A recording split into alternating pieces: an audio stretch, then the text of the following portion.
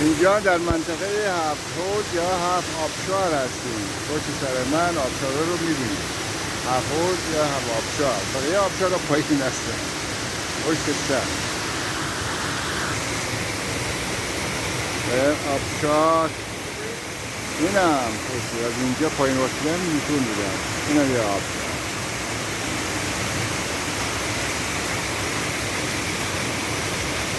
از اینجا شروع میشه. بقیه آبشار هم که بریم پایین. در امتداد رودخانه میره پایین در دل جنگل.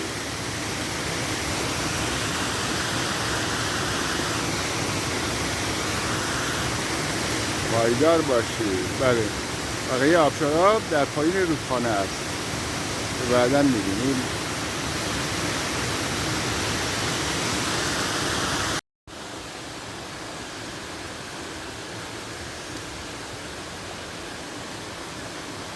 تصاویری داریم از سرچشمه آبشارها.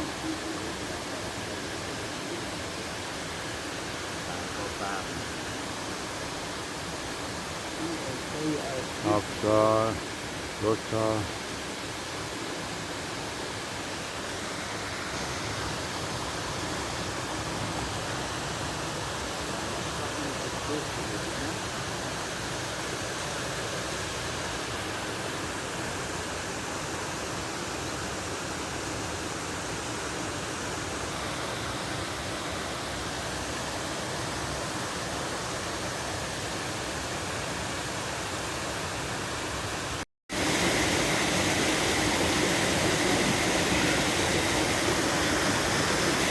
تصاویری که مشاهده میکنید مربوط به منطقه هفت حوض یا هفت آبشار.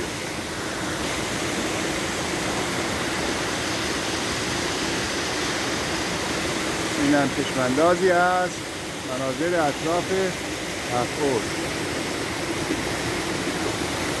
مناظر بسیار زیبا و جالب.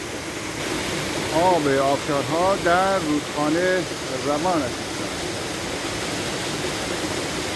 فقط چشم‌انداز رو ببینید. فقط چشم‌انداز رو ببینید. این تصویر نزدیک رو بگیرم. عالی عالی.